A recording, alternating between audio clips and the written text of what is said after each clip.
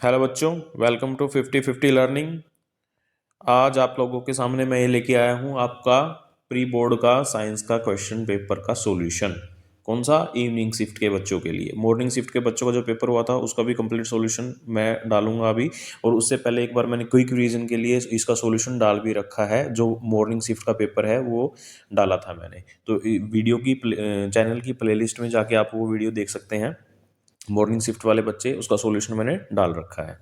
Complete solution भी अभी डाल दूंगा। जो आपको क्वेश्चन का आंसर जैसे जैसे लिखना था वैसे के वैसे ही बता दूंगा उसमें। और ये है इवनिंग शिफ्ट वाले बच्चों के लिए, जैसे आप लोगों को आंसर करना था वैसे ही इसमें लिखा है। मैंने क्वेश्चन आंसर लिख रखे हैं इसमें। आप जब आगे देखेंगे तो आंसर मैंने लिख रखे हैं, यही आप लोगों को एज इट इज ऐसे आंसर लिखने हैं। तो ये आप लोगों को आइडिया हो जाएगा कि क्वेश्चन कैसे सोल्व करने हैं आपको एग्जाम में। तो आपसे रिक्वेस्ट है, जब आप वीडियो देखने लग गए हैं तो पूरा पढ़ें और कॉपी पेन उठा के साथ में रखें। बिना कॉपी पेन के पढ़ाई नहीं होती। अगर आप लोगों को लगता है कि आप इंस्टाग्राम की रील से या यूट्यूब की जो रील्स हैं उनसे देख के आप पढ़ सकते हैं, तो आपका वहम है, उस वहम को छोड़ दो, निकाल दो। बिना कॉपी पेन के पढ़ाई नहीं होती। कॉपी पेन उठा के रखा करो हमेशा जब भी पढ़ने बैठो, ठीक है? और दूसरी बात, अगर वीडियो को देखने लगो तो पूरी देखो, बीच में छोड़ने का कोई मतलब नहीं है। पढ़ने पे ध्यान दो। इतना इजी पेपर आया था, इससे इजी पेपर नहीं हो सकता। इससे हार्ड पेपर था मॉर्निंग शिफ्ट वालों का। और इसके बावजूद भी 50% बच्चे इस पेपर में क्वालिफाई नहीं हैं, इस पेपर को पास नहीं कर पाए। 27 नंबर से भी कम नंबर हैं 50% बच्चों के। दिल्ली गवर्नमेंट के पूरे स्कूल्स की बात कर रहा हूँ मैं। पूरे दिल्ली गवर्नमेंट के स्कूल्स में 50% बच्चे हैं जो साइंस के इस पेपर को क्वालिफाई कर पाए हैं। तो शुरू करते हैं। और जिन्होंने अब तक इस चैनल को सब्सक्राइब नहीं किया है वो जल्दी से जल्दी चैनल को सब्सक्राइब कर लें और अपने दूसरे बच्चों के दोस्तों के साथ शेयर करें। फर्स्ट क्वेश्चन पूछा था, बैलेंस केमिकल इक्वेशन दे रखी है, केमिकल इक्वेशन दे रखी है, रेशो पूछ रखी है हाइड्रोजन और ऑक्सीजन की। हाइड्रोजन और ऑक्सीजन की रेशो पूछ रखी है। साफ साफ दिख रहा है 4 हाइड्रोजन है 2 ऑक्सीजन है। 4:2, तो स्मॉलेस्ट पार्ट में कन्वर्ट करेंगे जब 2:1, 2:1 रेशो है। ये भी गलत कर रखा है काफी बच्चों ने। सेकंड क्वेश्चन है, which of the following substances is classified as strong acid. Strong acid कौन कौन से हैं? HCl स्ट्रॉन्ग एसिड कौन कौन से हैं? HCl। Hydrochloric acid strong acid है। नाइट्रिक एसिड स्ट्रॉन्ग एसिड है, HNO3। Sulphuric acid H2SO4 strong acid है। ये तीनों स्ट्रॉन्ग एसिड है। तो इन तीनों में से एक ऑप्शन दे रखा है यहाँ सल्फ्यूरिक एसिड है, H2SO4, ये स्ट्रॉन्ग एसिड है। बाकी सब वीक एसिड है। नेक्स्ट बात, दोबारा अगर कोई क्वेश्चन पूछे तो उसमें वीक एसिड भी पूछ सकता है। तो ये जो बाकी 3 बच गए वो वीक एसिड है।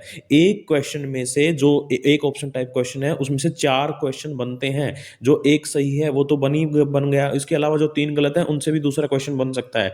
तो इनको ध्यान से सोल्व करना है इस पेपर को, इसकी, ताकि मैक्सिमम, अगर आप लोगों ने ऐसे ऐसे 4 या 3 क्वेश्चन पेपर पूरे सोल्व कर लिए तो आप लोगों के 70% से अबोव मार्क्स आ सकते हैं साइंस में। और मैं ये अभी डालूंगा 3 सॉल्यूशन दूसरे स्टेट्स के या फिर जो सैम्पल क्वेश्चन पेपर है उनके सॉल्यूशन। तो चैनल को सब्सक्राइब कर लो और रेगुलर वीडियो देखा करो इस चैनल की, अगर आप लोगों को अच्छे मार्क्स लाने हैं साइंस में।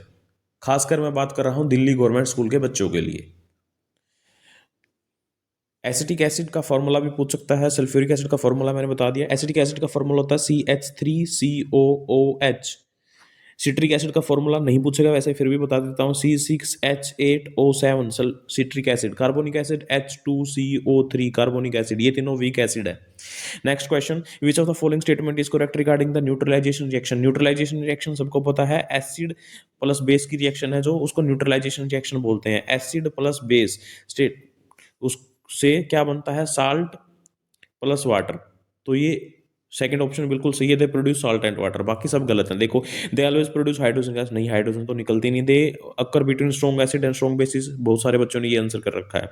स्ट्रॉन्ग एसिड और स्ट्रॉन्ग बेस के बीच में ही होती है, नहीं, वीक एसिड वीक बेस के बीच में भी हो सकती हैं, स्ट्रॉन्ग एसिड वीक बेस के बीच में भी हो सकती हैं। तो ये गलत ऑप्शन है। दे do not change the pH. PH change होता है। पीएच क्या है? चेंज होता है जब एसिड और बेस की रिएक्शन होती है, तो क्योंकि न्यूट्रलाइजेशन करते हैं और 7 के लगभग जाता है। तो कौन सा सही है? They produce salt and water, ये ऑप्शन सही है। नेक्स्ट क्वेश्चन है what happens when sodium reacts with water. Sodium है जो जब वाटर के साथ रिएक्ट करता है, बहुत ही एक्सोथर्मिक रिएक्शन होती है, एकदम से फास्ट रिएक्शन होती है, और उसमें सोडियम हाइड्रोक्साइड और हाइड्रोजन गैस बनती है। नेक्स्ट अगर दोबारा पूछे कभी तो ये इक्वेशन भी पूछ सकता है, तो इक्वेशन क्या बनेगी इसकी, sodium Na sodium plus water, water के साथ रिएक्ट करके क्या बनेगा, NaOH sodium hydroxide plus hydrogen gas H2। तो इसकी इक्वेशन है ये, और ये ऑप्शन सही है, sodium and hydrogen gas. Question 5 which of the following compound is formed as when carboxylic acid react with an alcohol. Carboxylic acid जब alcohol के साथ रिएक्शन करता है तो एस्टर बनता है भाई, एस्टर बनता है। इस रिएक्शन को बोलते हैं एस्टेरिफिकेशन रिएक्शन। मैंने कार्बन एंड इट्स कंपाउंड्स का पूरी वीडियो डाल रखी है, उससे ये क्वेश्चन उठाया गया है। इसको एस्टेरिफिकेशन बोलते हैं। ये एस्टर बनता है जो खुशबूदार सुगंधित पदार्थ होता है। चैनल की प्लेलिस्ट में जाइए, आप लोगों के सारे चैप्टर उधर हैं, कंप्लीट एक्सप्लेनेशन के साथ हैं। उससे बाहर आपके एग्जाम में CBSE का एग्जाम होगा जो बोर्ड का भी, उससे बाहर कुछ नहीं आएगा। और टू द पॉइंट मैंने बातें कर रखी है, ना कोई इधर उधर की बात है उसमें। पढ़ने का काम है, पढ़ो, अपनी कॉपी उठाओ, पेन उठाओ और पढ़ने लग जाओ। फोन, इंस्टाग्राम, रील्स सब भूल जाओ जब तक आपका एग्जाम हो रहा है। तब तक अगर एग्जाम नहीं होता तब तक सब भूल जाओ। वैसे तो हमेशा के लिए भूल जाना चाहिए, क्योंकि इनसे सिर्फ दिमाग, माइंड डाइवर्ट होता है। आप लोगों को फिजूल की बातों में लगा के रखने का एक तरीका है,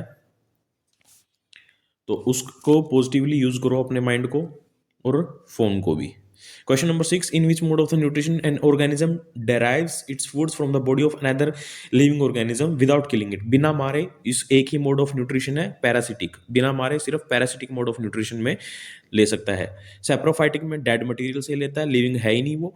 ऑटोट्रोपिक में जो ग्रीन प्लांट्स हैं वो सनलाइट से लेते हैं, अंदर नहीं रहते, सन के अंदर नहीं रहते। होलोजोइक न्यूट्रिशन में कंप्लीट फूड माउथ के अंदर जाता है, उसका डाइजेशन किया जाता है। तो सिर्फ एक पैरासाइटिक न्यूट्रिशन ऐसा है जिसमें मारे बिना, जैसे जोक है या फिर जो और पैरासाइट हैं जो दूसरे ऑर्गेनिज्म की बॉडी पे रहते हैं, उसको मारे बिना उससे न्यूट्रिशन लेते हैं। रिफ्लेक्स एक्शन क्या चीज़ है, इनवॉलेंट्री एक्शंस है ये। जैसे अगर गर्म चीज़ पे हाथ लगा एकदम से पीछे जाता तो इनवॉलेंट्री एक्शन है, मतलब वो हमारे इच्छा के अनुसार नहीं होता, वो अपने आप होता है, उसको रिफ्लेक्स एक्शन बोलते हैं। In plants which part is responsible for the production of Oval. ये क्वेश्चन भी गलत कर रखा है भाई बहुत सारे बच्चों ने, कि प्रोडक्शन ऑफ ओवल्स में कौन सा पार्ट, स्टेमन लिख रखा है भाई। एंथर बनते हैं उससे, ओव्यूल्स ओवरी से बनते हैं। ओव्यूल्स किससे बनते हैं, ओवेरी से बनते हैं। सेपल ग्रीन वाला पार्ट है जो क्या न्यूट्रिशन प्रोवाइड करवाता है। पेटल्स अट्रैक्टिव कलर्ड पार्ट है जो अट्रैक्शन करता है पोलिनेशन के लिए, इंसेक्ट्स को अट्रैक्ट करता है। स्टेमन से एंथर बनता है, पोलन ग्रेन्स बनती है। पोलन ग्रेन्स पूछे तो स्टेमन से बनती है, ठीक है। मतलब मैंने अभी भी बताया कि एक क्वेश्चन है जो ऑप्शन टाइप, उससे 4 क्वेश्चन और बनते हैं जो 4 ऑप्शन गलत हैं उनसे।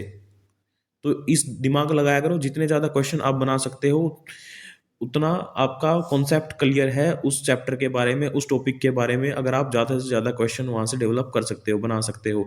और दूसरी बात, डायरेक्ट क्वेश्चन नहीं पूछे जाते, डायरेक्ट क्वेश्चन नहीं पूछे जाते। उनका डेली लाइफ में यूज़ या कोरिलेशन डेली लाइफ से, या फिर उनकी एप्लीकेशन बेस्ड क्वेश्चन पूछे जाते हैं बोर्ड में। डायरेक्ट क्वेश्चन रट्टा मार के काम नहीं चलेगा, चीज़ों को समझो। जब तक चीज़ों को नहीं समझोगे तब तक आगे नहीं बढ़ पाओगे। 10th क्लास तक की साइंस पूरी ज़िंदगी काम आएगी तुम्हें, क्योंकि ये कॉन्सेप्ट ऐसे हैं जो जर्नल लाइफ जीने में, नॉर्मल ज़िंदगी जीने में तुम्हारी हेल्प करेंगे। नेक्स्ट क्वेश्चन है, देखो what type of image is formed when a convex lens means concave mirror के बराबर है, तो हमेशा रियल और इन्वर्टेड इमेज बनेगी, रियल इन्वर्टेड इमेज बनेगी हमेशा। क्वेश्चन नंबर 10 में देखो, which condition result from the lens becoming less flexible with age की बात कर रहा है। नियर अफेक्टेड, जो नियर विजन है वो अफेक्ट होता है, तो प्रेस बायोपिया का केस है। क्वेश्चन नंबर 11 में, if the voltage across a resistor is voltage, देखो V is equal to IR, Ohm's law का फॉर्मूला है V is equal to I R. अब ये क्या कर रहा है, वोल्टेज डबल कर दी, तो what happens to the current, current को क्या होगा, आई, करंट क्या है V अपॉन आर, ये वोल्टेज हमने डबल कर दी, 2 टाइम कर दी, तो करंट भी क्या हो जाएगा, 2 टाइम्स हो जाएगा, डबल हो जाएगा, it doubles in A parallel circuit. Parallel circuit क्या होता है, जिसमें रेजिस्टेंस एक दूसरे के पैरेलल हैं, रेजिस्टेंस एक दूसरे के पैरेलल हैं, तो उसको पैरेलल सर्किट बोलते हैं। अब इस पैरेलल सर्किट के अंदर, गलत बना दिया, इस पैरेलल सर्किट के अंदर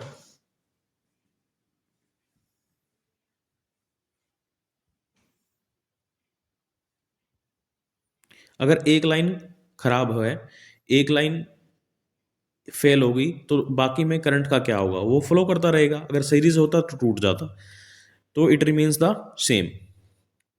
विच of the following statement about the electric power, electric power है जो, वो किसका प्रोडक्ट है, करंट और वोल्टेज का प्रोडक्ट है भाई। P is equal to V I, P is equal to V I, current और वोल्टेज का प्रोडक्ट है। In current carrying conductor maximum force कब लगेगी, जो एक करंट कैरिंग कंडक्टर और मैग्नेटिक फील्ड है जब वो 90 डिग्री पे होंगे। ये चैप्टर भी मैंने कंप्लीटली करवा रखा है आप लोगों का, प्ले लिस्ट में जाइए, क्लास टेंथ में जाइए, वहां पर जाके देखिए, कंप्लीट चैप्टर है, कौन सा, magnetic effect of electric current. What is the direction of magnetic field lines around a straight current carrying conductor, क्या है, स्ट्रेट करंट कैरिंग कंडक्टर है, ये सीधा करंट कैरिंग कंडक्टर है, एक स्ट्रेट मतलब सीधा करंट कैरिंग कंडक्टर है, इसके चारों तरफ मैग्नेटिक फील्ड लाइंस की क्या होगी डायरेक्शन, मैग्नेटिक फील्ड लाइंस क्या होंगी, सर्कुलर होंगी और कॉन्सेंट्रिक हो, एक सेंटर से बहुत सारी निकलेंगी, एक सेंटर से बहुत सारी निकलेंगी, सर्कुलर, तो circular and concentric. What is the role of producer, producer कौन है, ग्रीन प्लांट, ग्रीन प्लांट क्या करते हैं, take convert sunlight into the energy through photosynthesis, तो ये काम है ग्रीन प्लांट्स का, प्रोड्यूसर्स का। क्वेश्चन नंबर 17, 18, 19, 20, इनके लिए 4 ऑप्शन दिए होते हैं आपके पास, इन 4 ऑप्शन में से जो सही है वो आपको सिलेक्ट करना है। अगर दोनों के दोनों, एक असर्शन होती है, एक रीजन होती है, और असर्शन और रीजन दोनों के दोनों सही है और करेक्ट एक्सप्लेनेशन है तो ऑप्शन ए, असर्शन और रीजन दोनों सही है बट नीचे वाला एक्सप्लेनेशन नहीं कर रहा तो ऑप्शन बी, असर्शन सही है रीजन गलत है तो ऑप्शन सी, और असर्शन गलत है और रीजन सही है तो ऑप्शन डी। क्वेश्चन नंबर 17 में देखो, alkenes form a homologous series characterized by general formula CnH2n, ये सही बात है, एल्कीन का यही फार्मूला होता है। Alkenes contains at least one triple bond, one triple bond नहीं होता, एल्काइंस में ट्रिपल बॉन्ड होता है, एल्कीन में डबल बॉन्ड होता है, तो नीचे वाला गलत है, तो option C. Traits like tallness and dwarfness in pea plant are inherited independently, independently आते हैं प्लांट के अंदर, टालनेस और ड्वार्फनेस का करेक्टर, सही बात है। व्हेन होमोजाइगस टाल plant is crossed with a dwarf plant medium size, medium size तो बनता ही नहीं था, तो गलत बात है, तो सी ऑप्शन, इसका भी सी ऑप्शन करेक्ट है। Insulators are materials that do not allow electric current to pass through them easily, insulators वही मटेरियल होते हैं जो इलेक्ट्रिक करंट को अपने अंदर से पास नहीं होने देते। Insulators have highly tightly bound electrons, क्योंकि उनके पास फ्री इलेक्ट्रॉन्स नहीं होते, मैंने बार बार अपनी क्लास में बताया है कि वो मटेरियल कंडक्टर होता है जिसके पास फ्री इलेक्ट्रॉन्स होते हैं, इंसुलेटर वो होता है जिसके पास फ्री इलेक्ट्रॉन्स नहीं होते, तो electrons that do not move freely, free electron नहीं है तो वो इंसुलेटर है, तो ऑप्शन नंबर ए करेक्ट है, तो असर्शन भी सही है और रीजन उसको करेक्टली एक्सप्लेन भी कर रहा है। Non biodegradable material do not contribute to the environmental pollution, non biodegradable है और वो इन्वायरमेंटल पोल्यूशन को कंट्रीब्यूट नहीं करते, बिल्कुल गलत बात है। अगर वो नॉन बायोडिग्रेडेबल है तो इन्वायरमेंटल जो पोल्यूशन है उसको बढ़ाएगा, कंट्रीब्यूशन करेगा, तो पहला ही गलत है, पहला ही गलत किसी ऑप्शन में है, ऑप्शन डी ऑप्शन में गलत है, ऑप्शन डी में है। दूसरी बात देखो सही मिलेगी, these materials remain in the environment for long period without breaking them, बिल्कुल सही बात है, ये नॉन बायोडिग्रेडेबल है तो एनवायरनमेंट में बहुत टाइम तक ऐसे ही पड़े रहते हैं। क्वेश्चन नंबर 21 में देखो, ड्यूरिंग ए लेबोरेटरी एक्सपेरिमेंट, मैंने एक्सप्लेन किया है इसलिए मेरे को इतना टाइम लगा है, एक्सप्लेन किया है इसलिए 15 मिनट लगे हैं 20 क्वेश्चन को सोल्व करने में, अगर डायरेक्टली मेरे को देखते ही ऑप्शन बताना होता तो मैं बहुत जल्दी कर देता इसको।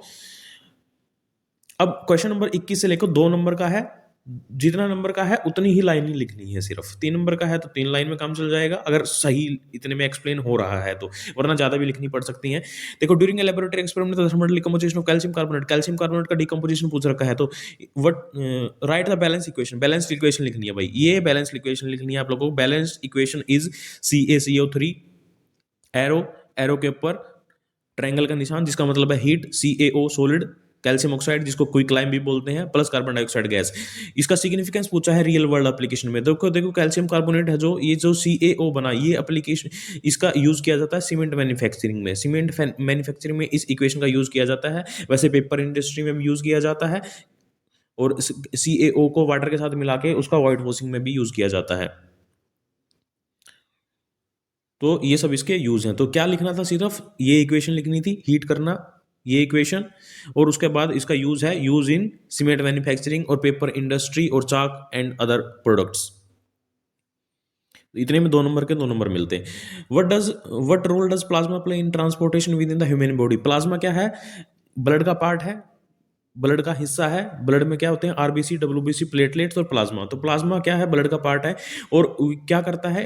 न्यूट्रिएंट्स को, हार्मोन्स को और प्रोटीन्स को ट्रांसपोर्ट करता है। Plasma transports nutrients, hormones and proteins जहां भी जरूरत पड़ती है, एक्सेट्रा वेयर एवर नीडेड, जहां भी जरूरत पड़ती है। और क्या पूछ रखा है? Name 2 substances that plasma plasma transport. Plasma किस किस को ट्रांसपोर्ट करता है? RBC, WBC, platelets. Question number 23 में से एक अटेम्प्ट करना है, या तो ए या B. Why is carbon able to form? ये कितनी बार मैं बता चुका हूँ क्लास में भी, और ये कार्बन वाले कंपाउंड में भी। कार्बन के बारे में पूछे कि वर्सेटाइल नेचर क्यों है, क्यों वो हर जगह पाया जाता है, क्यों बहुत सारे कंपाउंड बनाता है, तो उसमें 2 रीजन मेंशन करने हैं, कैटिनेशन और टेट्रावैलेंसी। कैटिनेशन क्या होती है? 1 carbon can combine to other carbon to form a long chain, इसको बोलते हैं कैटिनेशन। इसकी वजह से कार्बन बहुत सारे कंपाउंड बनाता है। दूसरा टेट्रावैलेंसी, कि एक कार्बन 4 अदर एलिमेंट्स या 4 अदर कार्बन के साथ बॉन्ड बना सकता है, इसलिए बहुत सारे एलिमेंट्स के साथ बॉन्ड बनाता है कार्बन। ये है टेट्रावैलेंसी है। तो क्या इसमें एक्सप्लेन करना था? कैटिनेशन और टेट्रावैलेंसी, इसके बारे में लिखना था। मैंने लिख रखा है एज इट इज, आपके अब आंसर बुक में या कॉपी में इसको उतार लेना है क्वेश्चन पेपर को, और उसको समझना है अच्छे से। Explain the concept of homologous series. Homologous series important है, कार्बन वाले चैप्टर में हमने एक्सप्लेन कर रखा है। दोनों के दोनों कार्बन वाले चैप्टर से क्वेश्चन पूछे गए हैं 2 नंबर के। होमोलोगस सीरीज क्या होती है? Members of same family with same chemical properties and different physical properties, उसको बोलते हैं होमोलोगस सीरीज। और how are member of related to each other, कैसे रिलेटेड होते हैं एक दूसरे से? They have same functional group, they have, उनका फंक्शनल ग्रुप सेम होता है। They have same chemical properties, different physical property नहीं लिख सकते, वो रिलेशन नहीं है उनका, वो उनके अंदर डिफरेंस है। लिख सकते हैं each next member of a homologous series differ from the previous member by a CH2 group, ये उनकी रिलेशन है। क्वेश्चन नंबर 24 में बहुत सारे बच्चों ने, लगभग सारे बच्चों ने ये क्वेश्चन गलत कर रखा है। हाइड्रोट्रोपिज्म में ट्रोपिज्म क्या होता है? मूवमेंट होता है किसी भी प्लांट पार्ट का किसी भी स्टिमुलस के तरफ। स्टिमुलस क्या होता है? कोई उत्तेजना का सोर्स, कि क्या कौन उसको मजबूर कर रहा है मूवमेंट के लिए। हाइड्रोट्रोपिज्म में कौन मजबूर कर रहा है मूवमेंट के लिए? वाटर। तो वाटर, जैसे रूट्स की मूवमेंट होती है वाटर की तरफ, मूवमेंट ऑफ रूट्स। कीमोट्रोपिज्म में कोई केमिकल सब्सटेंस उत्तेजित करेगा, मजबूर करेगा मूवमेंट के लिए प्लांट पार्ट की। और जैसे जैसे पोलन ट्यूब ग्रोथ करती है, इसमें चैप्टर में पढ़ोगे आप, हाउ डू ऑर्गेनिज्म रिप्रोड्यूस में sexual reproduction in flowering plants, वहां देखो पोलन ट्यूब की ग्रोथ होती है केमिकल की साइड। ऐसे ही जो अगर हम एक प्लांट की ग्रोथ देखें तो जहां न्यूट्रिएंट होंगे उस साइड उसकी जड़ें जाएंगी, तो growth of roots toward the nutrients, तो ये केमिकल की तरफ गई है, वहां पर उसको न्यूट्रिएंट ज़्यादा मिलेंगे तो उस साइड रूट्स ग्रोथ करेंगी, तो ये केमोट्रोपिज्म है। क्वेश्चन नंबर 25 में अटेम्प्ट करना है फर्स्ट और सेकंड में से एक। If a heterozygous tall plant is crossed with the another heterozygous tall plant, दोनों कैपिटल टी स्मॉल टी हैं, कैपिटल टी स्मॉल टी हैं, तो what are the possible genotypes of offspring? Offspring है जो बच्चे हैं उनमें पॉसिबल जीनोटाइप, ये पुनेट स्क्वायर बना के शो कर सकते हो आप, ये पुनेट स्क्वायर बनाना है, उससे पता चलता आता है कि जीनोटाइप क्या है। Possible genotype capital T capital T, capital T small T और स्मॉल टी, ये 3 पॉसिबल जीनोटाइप हैं। Calculate the probability of training short plant. Short plant की प्रोबेबिलिटी क्या है? 1/4 या 25%, कुछ भी लिख सकते हैं। ये देख रहे हो आप, ड्वार्फ एक ही है 4 में से, तो 25% या 1/4, ये इतना लिखना था सिर्फ 2 नंबर में।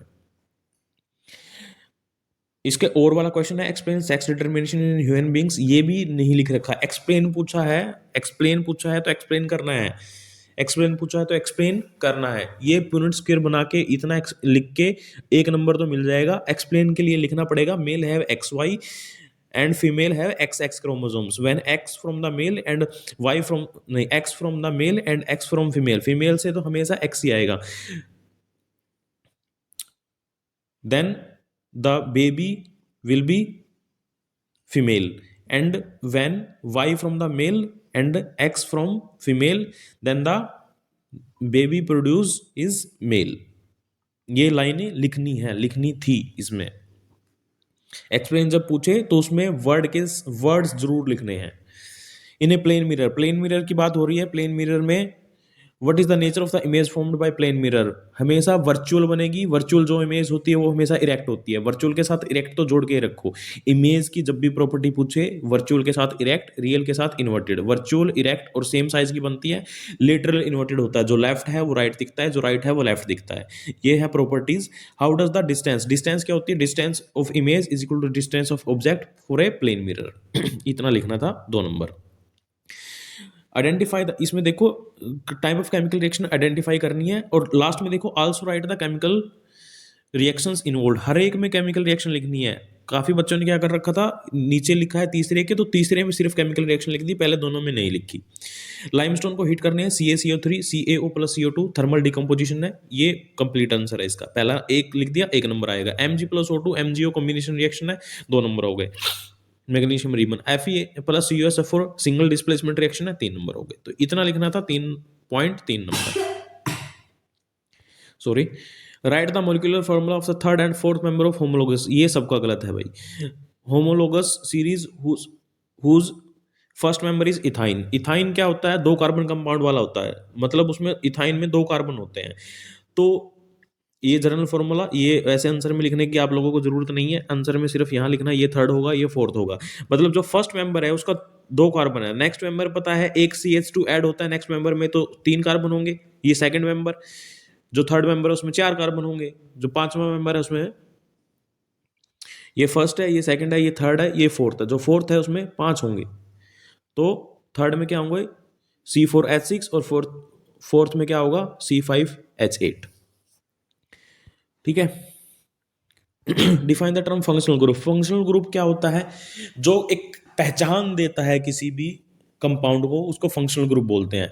ए group of atoms which give characteristic property to a compound, मतलब पहचान वाली प्रॉपर्टी देता है, तो उसको फंक्शनल ग्रुप बोलते हैं। जैसे आप लोगों की फैमिली है, शर्मा फैमिली है, मेहता फैमिली है, जो भी आपकी राजपूत फैमिली है, तो वो आपकी पहचान है, कैरेक्टरिस्टिक है। वैसे ही इन कंपाउंड्स की पहचान होती है। A group of atoms which give characteristic property to a compound is called functional group। हम नेक्स्ट मेंबर बताना है इसमें, विच of the next homologous compound. हम नेक्स्ट मेंबर बताने के लिए एक CH2 ऐड करते जाओ, एक CH2 क्या करते जाओ? ऐड करते जाओ, एक CH2 ऐड करते जाओ, नेक्स्ट मेंबर आ जाएगा। इसमें भी एक CH2 ऐड कर दो, नेक्स्ट मेंबर आ जाएगा। डायरेक्ट आंसर लिख सकते थे आप इसका, या फिर ऐड करके दिखा भी सकते थे। +1 एक प्लस CH2, तो इसका नेक्स्ट मेंबर C6H12, इसका next member C4H6। Question number 29 में देखो, प्लांट हार्मोन क्या चीज होती है? प्लांट हार्मोन्स क्या है? केमिकल सब्सटेंसेस हैं जो प्लांट्स प्रोड्यूस करते हैं, जो उनके ग्रोथ को और मेटाबॉलिज्म को कंट्रोल करता है। Chemical produced by plants which regulate their growth and metabolic activities are called plant hormones. जो रोकता है उनको, प्लांट हार्मोन की ग्रोथ को इनहिबिट करता है, रोकता है, वो 2 हैं। एब्सिसिक एसिड, एब्सिसिक एसिड को AB लिख सकते हैं, ABA इज एब्सिसिक एसिड। और इथाइलिन, इथाइलिन को इथीन भी लिख सकते हैं। इथीन उसका IUPAC नेम है, international union of pure and applied chemistry देती है जो। और इथाइलिन है जो उसका कॉमन नेम है। दोनों का फॉर्मूला है C2H4, मतलब दोनों एक ही चीज है। इथाइलिन और इथीन दोनों एक ही चीज है, C2H4, double carbon compound, double bonded carbon compound. और जो प्रोमोट करता है सेल डिवीजन को, वो है साइटोकाइनिन, ऑक्सिन और गिब्रेलिन्स।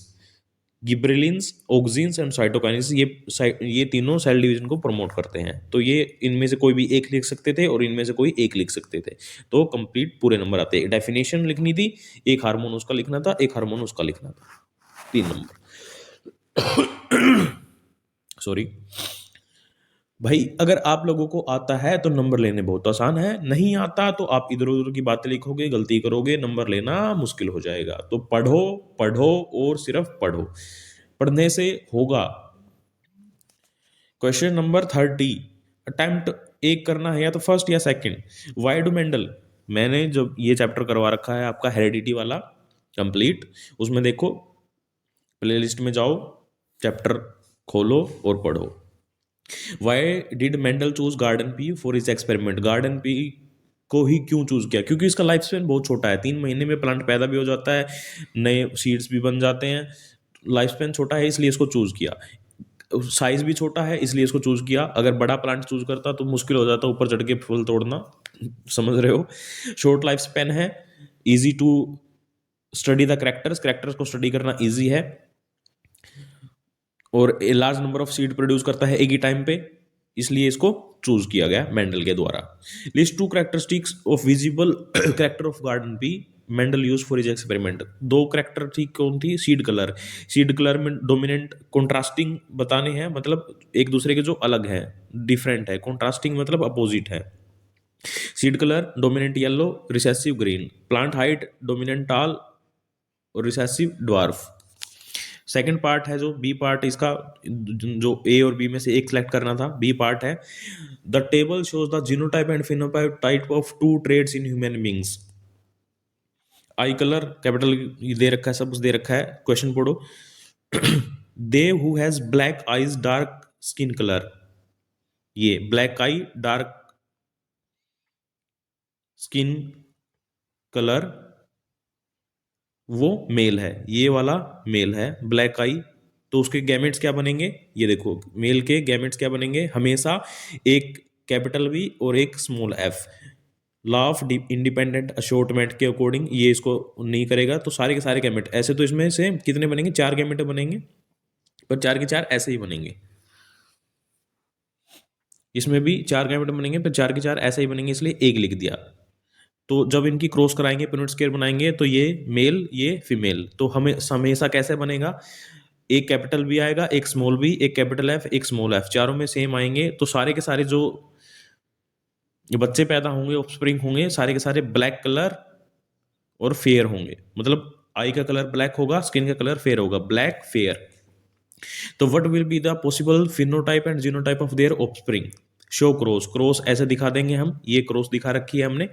और फिनोटाइप क्या हुआ? सारे के सारे black fair, black eyes fair colour. और जीनोटाइप क्या हुआ? Capital B small B capital F small F. ये इसका आंसर था। ऐसे करके शो करना है कि ये मेल, ये फीमेल, ये गैमेट्स, और ये इसका क्रॉस, और ये इसका रिजल्ट।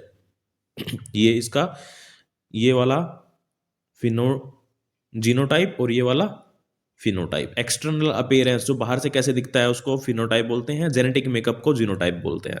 क्वेश्चन नंबर 31 में देखो, student has focused on image of height 5 centimetre convex lens. Convex lens की फोकल लेंथ हमेशा पॉजिटिव होती है। फोकल लेंथ दे रखी है कितनी? 20 सेंटीमीटर फोकल लेंथ दे रखी है। Distance of object 30 centimetre, distance object की वो माइनस में होगी, नेगेटिव में होगी। ये वाला क्वेश्चन आधा कर रखा है बच्चों ने, सही फॉर्मूला सही लगा रखा है, पर साइन कन्वेंशन में दिक्कत आती है, तो साइन कन्वेंशन में गलती कर रखी है। देखो सॉल्यूशन क्या था इसका, लेंस फॉर्मूला लगा के पहले वाला पार्ट देखो, फर्स्ट वाला, the image find using the lens formula, lens formula का यूज करके द इमेज डिस्टेंस, इमेज की डिस्टेंस निकालनी है। तो लेंस फॉर्मूला क्या कहता है? 1/f is equal to 1/v minus 1/u। v क्या है? इमेज की डिस्टेंस, u क्या है? ऑब्जेक्ट की डिस्टेंस। तो 1/v इमेज की डिस्टेंस, इमेज की डिस्टेंस तो हमें निकालनी है, तो 1/v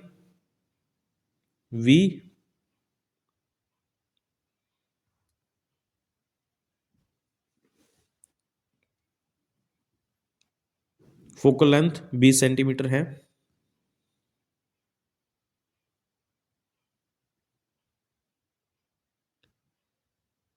1/v माइनस इमेज की -30, ये माइनस माइनस प्लस हो जाएगा, 1/v plus 1/30 is equal to 1/20। 20। तो focal length 1/v is equal to क्या वो next point 1/v is equal to 1/20 और इधर से ये जाएगा तो -1/30। ये क्या आएगा 60 इसका एलसीएम 3 - 2 1/60। तो 1/v is equal to 1/60 v is equal to 60। तो 60 सेंटीमीटर क्या हुई इमेज की डिस्टेंस ऑफ इमेज। ऐसे ही इसका सेकंड पार्ट है जो height of image produced. Height of image हम मैग्निफिकेशन से निकाल लेंगे। मैग्निफिकेशन क्या होती है height of image divide by height of object is equal to v divide by u। v divide by u, v भी है हमारे पास, u भी है हमारे पास और हाइट ऑफ ऑब्जेक्ट भी है h o। Height of object भी है 5। तो हाइट ऑफ इमेज इससे कितनी आ जाएगी -10 सेंटीमीटर। मतलब इमेज क्या बनेगी नीचे की तरफ बनेगी -10 सेंटीमीटर। तो ये आपका सॉल्यूशन था इस क्वेश्चन का। क्वेश्चन नंबर 32 देखो, how does an electric fuse prevent the circuit. Electric fuse circuit को कैसे बचाता है। जो इलेक्ट्रिक फ्यूज है वो पतली सी वायर होती है जो किसके बीच में होती है लाइव वायर के बीच में होती है। Fuse is used in live wire में होती है विच गेट हीटेड जो गर्म हो जाती है किसकी वजह से शॉर्ट सर्किट या ओवरलोडिंग की वजह से। दोनों केस में गर्म हो जाती है, गर्म होने के बाद वो पिघल जाती है और सर्किट टूट जाता है and circuit breaks down and the current flow stops. इस तरह से वो हेल्प करती है। What instrument is used in measure the electric current?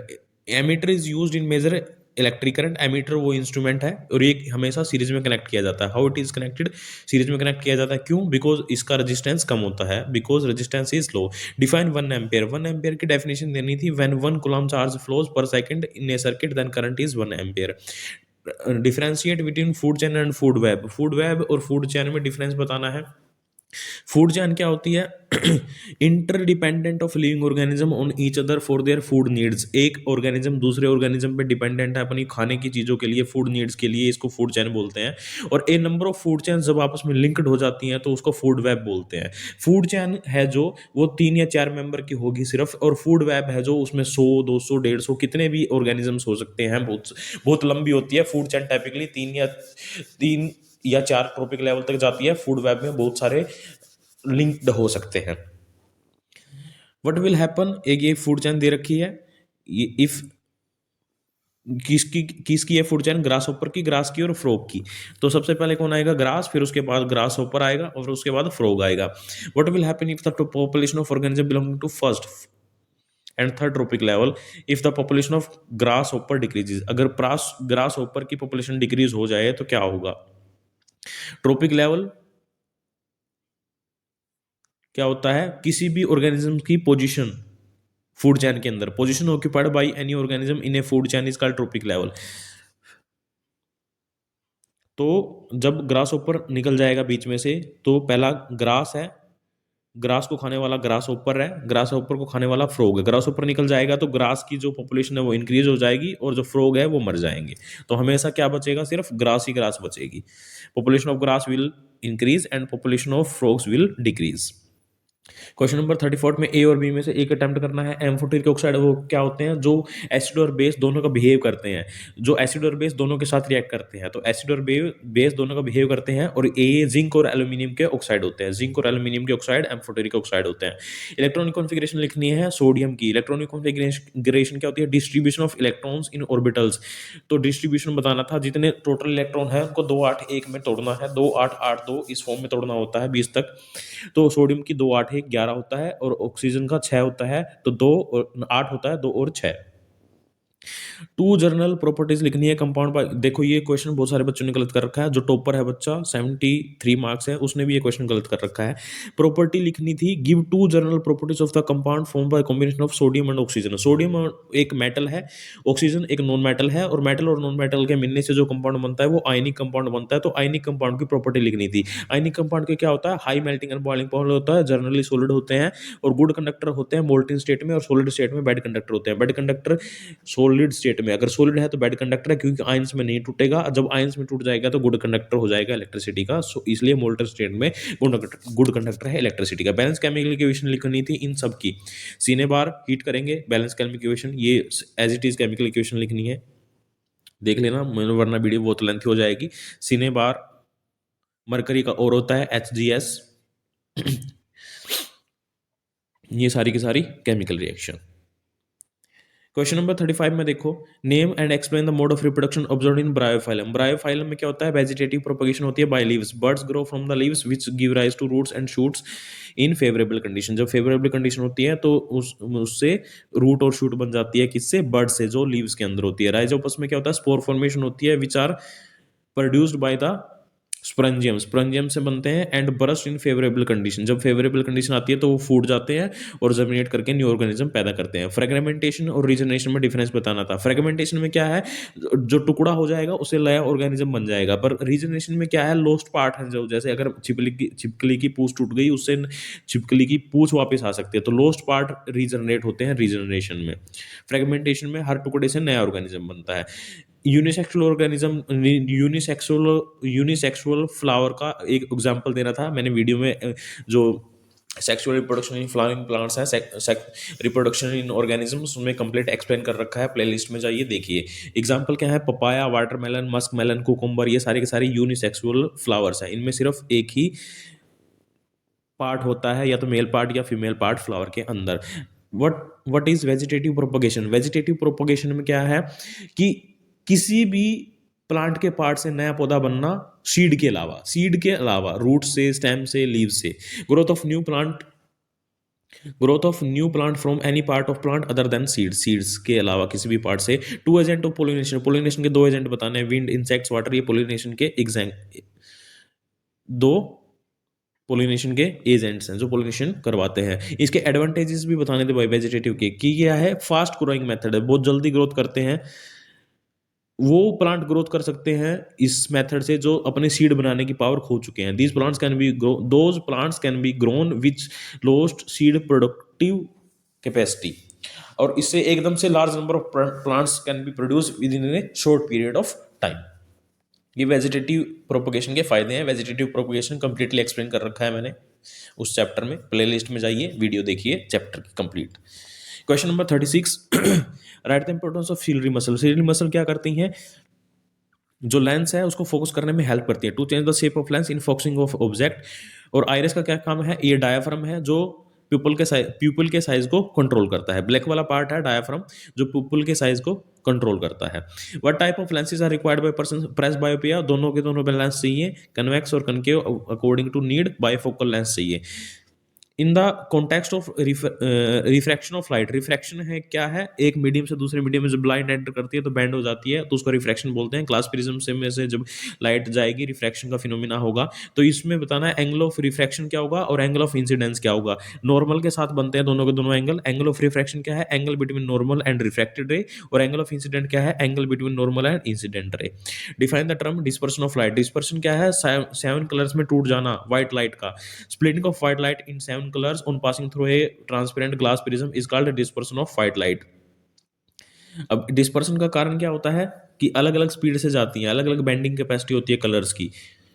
Name the colour of light which bands most, सबसे ज्यादा कौन बैंड करता है, वॉयलेट, और सबसे कम बैंड कौन करता है, रेड।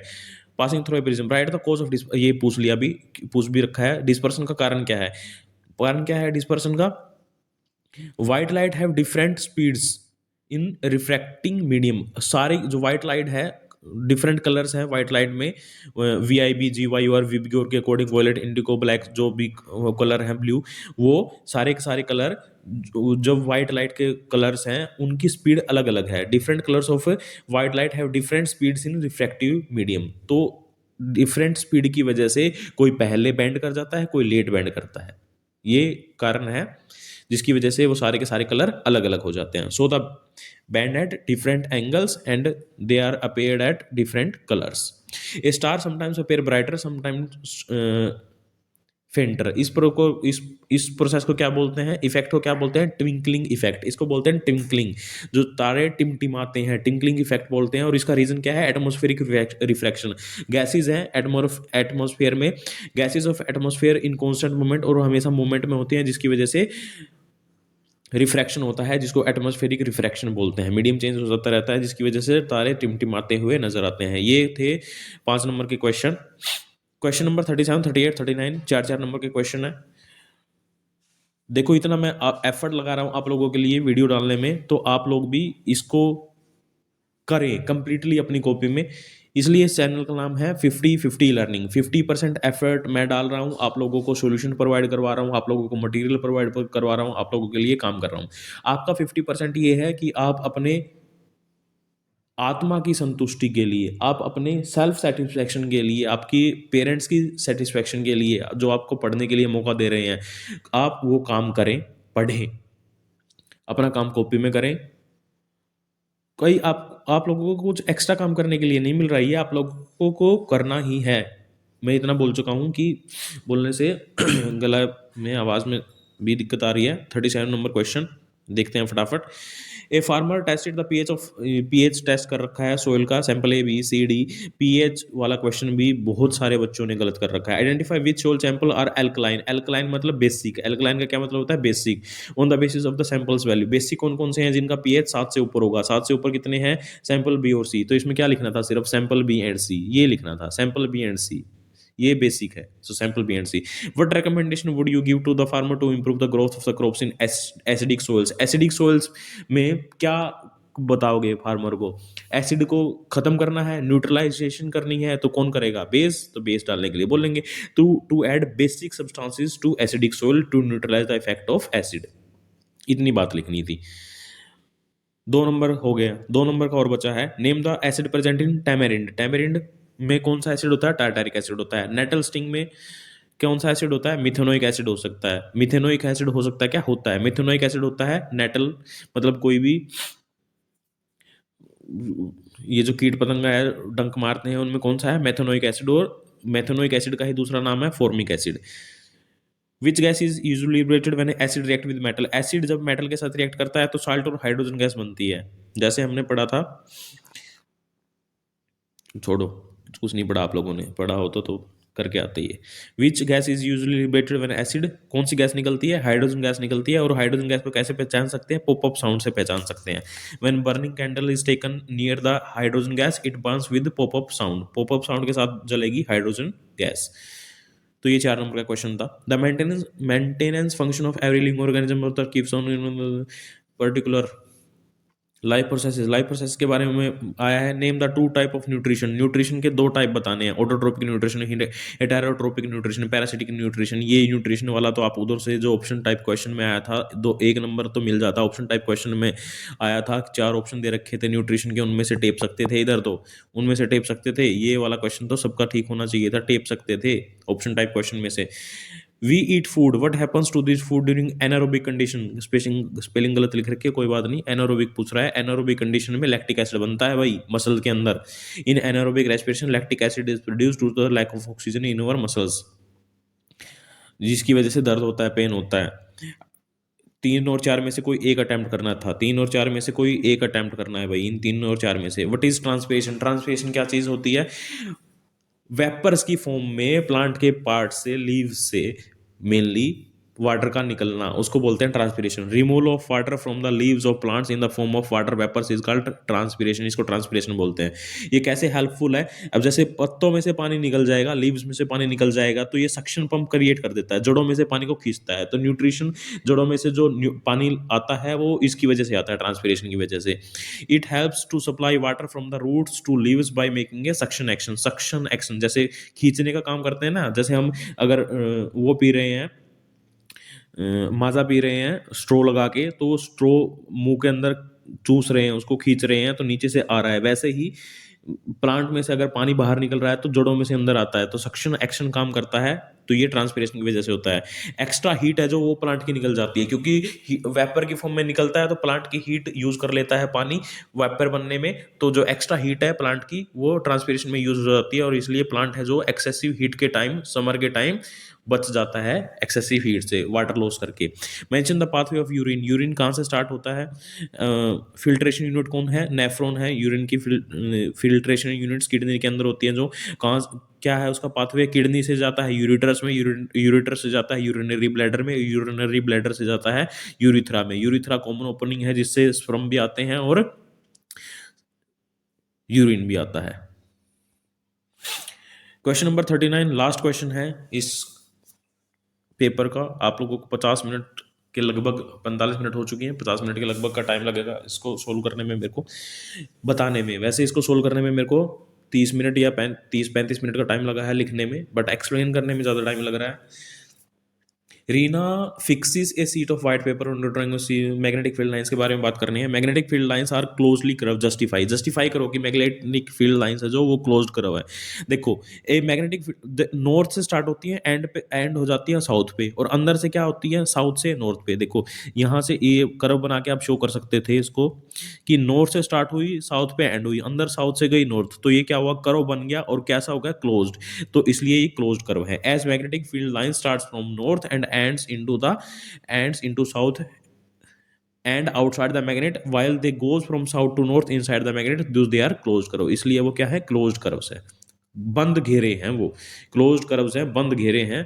नॉर्थ से स्टार्ट हुई बाहर और साउथ पे एंड हुई, अंदर साउथ से गई नॉर्थ, तो बंद एक कर्व बना दिया, बंद कर्व बना दिया, तो क्लोज कर्व हुई। Mention two parameters that are necessary to describe magnetic field line. Magnetic field line को डिस्क्राइब करने के लिए दो पैरामीटर क्या है? उनका मैग्नीट्यूड मैग्नेटिक फील्ड लाइंस का, और डायरेक्शन मैग्नेटिक फील्ड लाइंस की। मैग्नीट्यूड मतलब जो नजदीक है चुंबक के मैग्नेट के, तो magnetic field line close close होंगी, और जब दूर चली जाएंगी तो वो दूर दूर हो जाएंगी, दूर चली जाएंगी तो वो दूर दूर होती चली जाएंगी। तो ये उसकी कैरेक्टरिस्टिक्स प्रॉपर्टी है। और दूसरी डायरेक्शन हमेशा क्या रहेगी? बाहर, नॉर्थ से साउथ। थर्ड और फोर्थ में से कोई एक अटेम्प्ट करना था। Why do two magnetic lines not cross each other? दो मैग्नेटिक लाइंस एक दूसरे को क्रॉस क्यों नहीं करती? अगर वो क्रॉस करेंगी तो मतलब ये हो जाएगा कि दो एंड एक ही साइड पे हैं मैग्नेट के, which is not possible, because they are produce from north से प्रोड्यूस होती हैं, साउथ पे जाती हैं। अगर काटने का मतलब ये हुआ कि एक साइड दो नॉर्थ है या एक साइड दो साउथ है, जो पॉसिबल नहीं है। And to cross the two magnetic field lines, two north poles must be on the same side, which is not possible, that's why they do not cross each other. ये point as it is लिखना है, ये line as it is लिखनी है। ये question paper मैंने जैसे solution कर रखा है वैसे ही सोल्यूशन करना है। 100 में 80 में से 80 पूरे नंबर आते अगर ऐसा सोल्यूशन किया होता तो आप लोगों ने इस क्वेश्चन पेपर का। राइट हैंड थंब रूल पूछ रखा है, क्या है राइट हैंड थंब रूल? क्या है? मान लो आपने अपने राइट हैंड में किसी स्ट्रेट करंट कंडक्टर को पकड़ रखा है, तो right such that the thumb points, जो अंगूठा है ऊपर की तरफ इशारा करते हुए ये बताए कि करंट की डायरेक्शन है, ये इलेक्ट्रिक करंट की डायरेक्शन है, तो जो उसके चारों तरफ फिंगर लिपटी होंगी, the fingers wrapped around the conductor give the direction of magnetic field lines, वो मैग्नेटिक फील्ड लाइंस को बताएगा। ये राइट हैंड थंब रूल की डेफिनेशन है, ये राइट हैंड थंब रूल बताता है। तो ये सब आप लोगों को लिखना था पेपर में। नहीं लिखा कोई बात नहीं, अब भी आप लोगों के पास 1.5 महीना है तैयारी करने के लिए। 1 महीना है, 1 महीने के लगभग टाइम है। साइंस के पेपर में 1 महीने से ऊपर, 1 महीना 10 दिन टाइम है। तो पढ़ो, तैयारी करो, इस चैनल को सब्सक्राइब करो, ज़्यादा से ज़्यादा बच्चों के साथ शेयर करो, गवर्नमेंट स्कूल के सारे बच्चों तक ये पेपर पहुंचा दो, ये वीडियो पहुंचा दो। ताकत दिखानी है आप लोगों को गवर्नमेंट स्कूल के बच्चों की, government school, Delhi government school में पढ़ने वाले बच्चों की। तो सभी बच्चों के साथ ये पेपर शेयर करो, चैनल को शेयर करो, वीडियोस को लाइक करो, चैनल को सब्सक्राइब करो। Thanks for watching. Stay focused to your goals. अपने गोल्स हैं जो आप लोगों के, पासिंग मार्क्स, और पासिंग मार्क्स भी 27%, 33% से कुछ नहीं होगा। पासिंग मार्क्स कम से कम 60 अबव होने चाहिए, 60% से अबव, 75%, 70%, 80%, 90%, इतने पासिंग मार्क्स लेके चलो अपने। अगर आप लोगों को 11th क्लास में किसी को साइंस लेनी है, अभी बता देता हूँ, 11th क्लास में अगर किसी को साइंस लेनी है तो उसके लिए ओवरऑल आपके पास 55% तो होने ही होने चाहिए। इसके अलावा साइंस में भी 50% होने चाहिए नंबर। अगर साइंस में 50% मतलब 100 में से 50 नंबर से कम है आप लोगों के साइंस में, तो आप लोगों को 11th क्लास में साइंस नहीं मिलेगी। सो पढ़ने पे फोकस करिए, चीज़ों को याद रखिए, कोरिलेट करिए, चीज़ों को एक दूसरे दैनिक जीवन में, डेली लाइफ में जोड़ने की कोशिश करिए दैनिक दैनिक जीवन से, तभी आप लोग चीज़ों को ज़्यादा से ज़्यादा समझ पाएंगे। So thanks for watching. जय हिंद, जय भारत।